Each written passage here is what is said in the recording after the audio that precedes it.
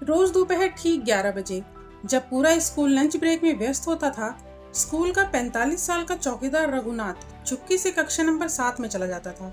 दरवाजा अंदर से बंद कर लेता था और आधे घंटे बाद बाहर निकलता था। ना किसी को अंदर जाने देता था, ना किसी को बताता था कि वह वहाँ क्यों गया था और वो वहाँ क्या करता है। हाँ, मगर क्लासरूम से निकलने के बाद वो अपने दोनों हाथों को रगड़ रगड़ कर धोता था। एक दिन प्रिंसिपल ने उसका पीछा करने का फैसला किया, लेकिन कक्षा नंबर 7 के अंदर जो सच छिपा था उसने पूरे स्कूल को हिला कर रख दिया। क्या है ये पूरी कहानी और क्या है वो रहस्य, उसे जानने के लिए कहानी में अंत तक बने रहना बिल्कुल जरूरी है। तो आइए कहानी शुरू करते हैं।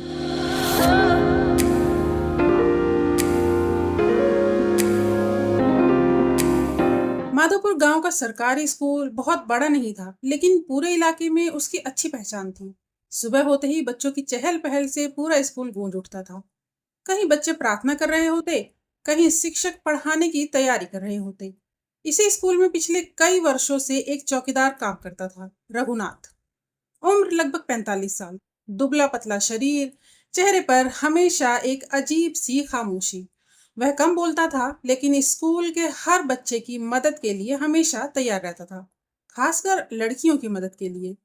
कोई बच्चा गिर जाए तो सबसे पहले वही दौड़कर पहुंचता। किसी के पास पानी ना हो तो अपनी बोतल दे देता। इसीलिए बच्चे उसे प्यार से रघुनाथ काका कहते थे।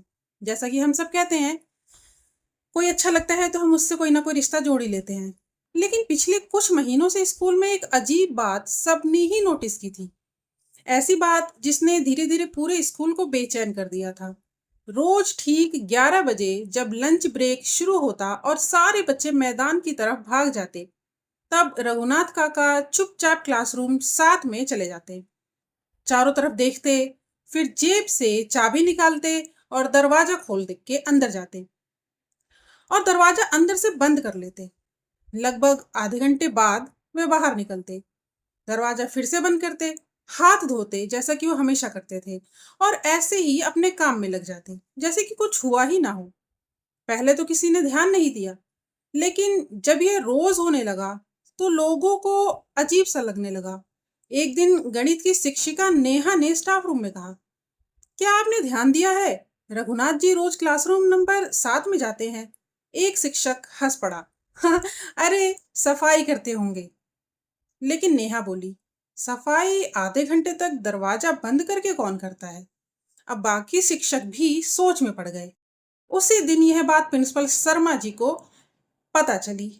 शर्मा जी ने पहले तो इसे मामूली बात समझा, लेकिन अगले कुछ दिनों में उन्हें भी रघुनाथ को कई बार रूम नंबर 7 में जाते देखा। एक दिन उन्होंने रघुनाथ को रोक लिया। रघुनाथ, रोज क्लास नंबर 7 में क्या काम होता है तुम्हारा। रघुनाथ कुछ सेकंड तक चुप रहा, फिर बोला, वो बस थोड़ा जरूरी काम है साहब। कैसा काम। बस अपना काम है। और इतना कहकर वो चला गया। अब शर्मा जी को बात कुछ ज्यादा ही अजीब लगी। अगले दिन उन्होंने खुद नजर रखने का फैसला किया, क्योंकि सबके दिमाग में ये चीजें तो आएंगी ही कि ऐसा क्यों हो रहा है। तो प्रिंसिपल ने खुद नजर रखनी चाहिए। 11 बजे लंच ब्रेक शुरू हुआ, बच्चे मैदान की तरफ दौड़ गए। रघुनाथ हमेशा की तरह क्लास नंबर 7 की तरफ बढ़ा। शर्मा जी दूर से उसे देखते रहे। रघुनाथ अंदर गया और दरवाजा बंद कर लिया। शर्मा जी धीरे धीरे क्लासरूम की तरफ बढ़े। उन्होंने खिड़की से अंदर देखने की कोशिश की, लेकिन खिड़की पर पुराना पर्दा लगा हुआ था, कुछ साफ दिखाई नहीं दे रहा था। तभी अंदर से किसी के बोलने की हल्की आवाज आई। शर्मा जी चौंक गए। रघुनाथ किसी से बात कर रहा था, लेकिन किससे। अंदर तो कोई होना नहीं चाहिए था। उन्होंने दोबारा सुनने की कोशिश की। इस बार आवाज और धीमी थी, जैसे कोई जवाब भी दे रहा हो। और फिर तेज सांसों की आवाज। शर्मा जी का माथा ठनका। क्या अंदर कोई और भी है, लेकिन कौन। स्कूल की छुट्टी के बाद उन्होंने क्लास नंबर 7 की जांच की। अंदर कुछ भी असामान्य नहीं मिला।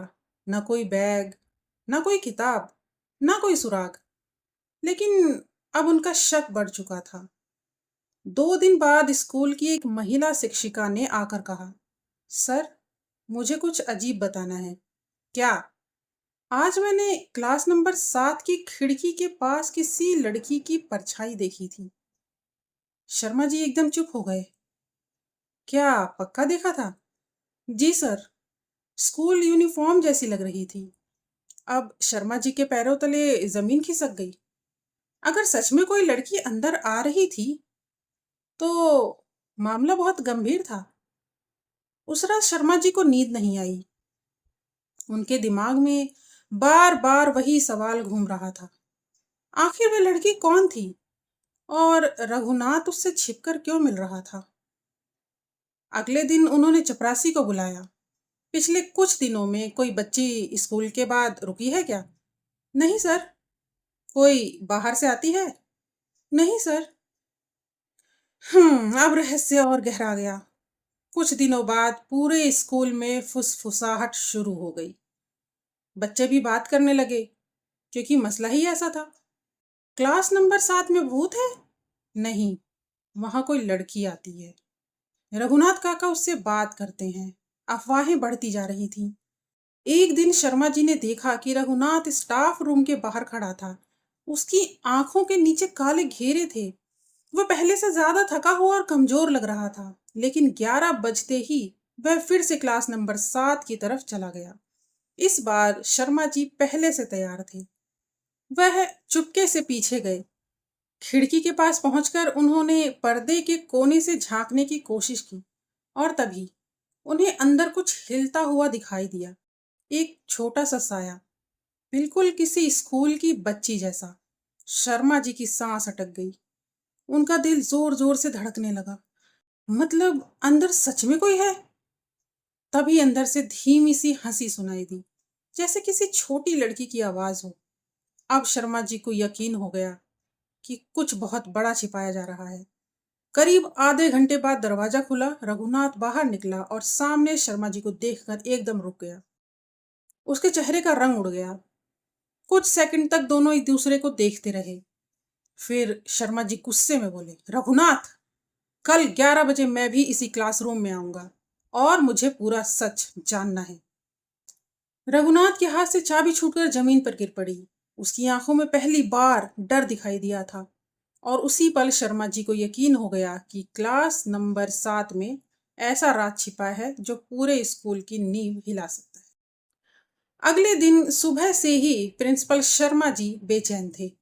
कल जो उन्होंने देखा था, उसने उनकी रातों की नींद उड़ा दी थी। उनके दिमाग में बार बार वही सवाल घूम रहा था। क्लासरूम नंबर 7 में आखिर कौन थी? और रघुनाथ आखिर क्या छिपा रहा था? घड़ी में 11 बजने वाले थे। लंच ब्रेक शुरू हो चुका था। बच्चे मैदान की तरफ भाग चुके थे। शिक्षक स्टाफ रूम में थे। लेकिन आज शर्मा जी सीधे क्लासरूम नंबर 7 के सामने खड़े थे। कुछ ही देर में रघुनाथ वहां पहुंच गया। शर्मा जी को देखकर उसके कदम रुक गए। उसके चेहरे पर वही डर था जो कल दिखाई दिया था। शर्मा जी ने सख्त आवाज में कहा, आज दरवाजा खुलेगा रघुनाथ, और मुझे पूरा सच जानना है। कुछ सेकंड तक रघुनाथ चुप रहा। फिर उसकी आंखें भर आईं। उसने कांपते हाथों से जेब से चाबी निकाली और धीरे से बोला, आ जाइए साहब, आज सब बता देता हूँ। दरवाजा खुला। शर्मा जी अंदर दाखिल हुए और अंदर का नजारा देखकर वहीं रुक गए। क्लासरूम बिल्कुल खाली था। कोई लड़की नहीं थी, कोई बच्चा नहीं था, कोई छिपा हुआ इंसान भी नहीं था। सिर्फ पीछे वाली दीवार पर एक छोटी सी लड़की की तस्वीर लगी हुई थी, लगभग 10 साल की। दो चोटियां, चेहरे पर मासूम मुस्कान। तस्वीर के नीचे फूल रखे थे और तस्वीर के ऊपर लिखा था अनन्या। और खिड़की पर हैंगर से एक पुरानी स्कूल यूनिफॉर्म टंगी थी, जो हवा से हल्की हल्की हिल रही थी। शायद यही यूनिफॉर्म उस दिन मैडम नेहा ने देखी थी। शर्मा जी कुछ समझ नहीं पाए।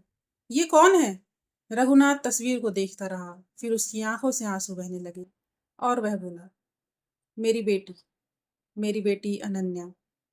पूरा कमरा एकदम शांत हो गया। रघुनाथ धीरे धीरे तस्वीर के पास पहुंचा। उसके कांपते हाथ तस्वीर को छू रहे थे। फिर वह बोला, 10 साल पहले इसी स्कूल में पढ़ती थी, क्लासरूम नंबर 7 में। हाँ सर, यही क्लासरूम। एक दिन स्कूल से घर लौटते वक्त अचानक गायब हो गई। पूरा गांव उसको ढूंढता रहा। पुलिस ने ढूंढा, मैंने ढूंढा, लेकिन मेरी बेटी कभी नहीं मिली। शर्मा जी की आंखें भर आईं। अब उन्हें सब समझ आने लगा था, लेकिन अभी भी बहुत कुछ बाकी था। तभी उनकी नज़र एक पुराने अटेंडेंस रजिस्टर पर पड़ी। उन्होंने रजिस्टर खोला और पहला पन्ना देखते ही उनके हाथ कांप गए। नाम लिखा था अनन्या रघुनाथ, और उसके सामने हर दिन, हर तारीख पर एक ही शब्द लिखा था, प्रेजेंट। एक भी दिन अनुपस्थिति नहीं थी। पूरे 10 साल। शर्मा जी की आंखों से आंसू निकल पड़े। उन्होंने कांपती आवाज में पूछा, रघुनाथ? रघुनाथ मुस्कुरा दिया, लेकिन वह मुस्कान दर्द से भरी थी। साहब, दुनिया कहती है मेरी बेटी खो गई, लेकिन एक बाप कैसे मान ले? मुझे आज भी लगता है कि एक दिन ये दरवाजा खुलेगा और मेरी अनन्या दौड़ती हुई अंदर आएगी। इसीलिए मैंने उसे कभी अनुपस्थित नहीं लगाया। मेरे लिए वो आज भी प्रेजेंट है। अब शर्मा जी रो रहे थे, लेकिन तभी उनकी नजर कमरे के कोने में रखी एक अलमारी पर गई। अंदर सैकड़ों फाइलें रखी थीं। उन्होंने एक फाइल उठाई, फिर दूसरी, फिर तीसरी। सभी फाइलों में गरीब लड़कियों के नाम लिखे थे। किसी की फीस जमा थी, किसी की यूनिफॉर्म खरीदी गई थी, किसी की किताबें, किसी का एडमिशन। और हर फाइल में पैसे देने वाले का नाम एक ही था, रघुनाथ। शर्मा जी हैरान रह गए। ये सब आपने किया? रघुनाथ ने धीरे से सिर हिला दिया। फिर उसने एक पुरानी डायरी निकाली। डायरी के आखिरी पन्ने पर लिखा था 100। शर्मा जी ने पूछा, ये क्या है? रघुनाथ बोला, 100 बेटियां जिनकी पढ़ाई मैंने रुकने नहीं दी। फिर अनन्या हमेशा यही कहती थी, बाबा, किसी भी बेटी की पढ़ाई पैसों की वजह से नहीं रुकनी चाहिए ना। बस साहब, उस दिन से मैंने उसकी बात मान ली। आज तक अपनी आधी से ज्यादा तनख्वाह इन्हीं बच्चियों पर खर्च की है। अब शर्मा जी अपने आंसू नहीं रोक पाए। तभी रघुनाथ तस्वीर के सामने जाकर खड़ा हो गया। उसने तस्वीर को दोनों हाथों से पकड़ा और वही बात कही जो वह पिछले 10 सालों से रोज कहता आ रहा था, मुझे आज भी तेरा इंतजार है बेटी। तू एक दिन जरूर वापस आएगी। देख, आज 100 बेटियों की मदद कर चुका हूं मैं, लेकिन तेरी जगह कोई नहीं ले पाया। सच ही तो है यार, औलाद की जगह कोई नहीं ले सकता। तू जहां भी है, बस एक बार लौट आना। इतना कहते कहते रघुनाथ फूट फूट कर रो पड़ा। रघुनाथ की सांसों की आवाज तेज हो गई। और उस दिन क्लास नंबर 7 में सिर्फ रघुनाथ नहीं रो रहा था, प्रिंसिपल शर्मा जी भी रो रहे थे। उस दिन पूरे स्कूल को सच्चाई पता चली। इस क्लासरूम में रघुनाथ अपनी बेटी के साथ हंसता भी था, रोता भी था, और ब्लैक बोर्ड पर उसे पढ़ाता भी था। और वही हाथ पर लगी चौक बाहर वॉश बेसन में धोता भी था।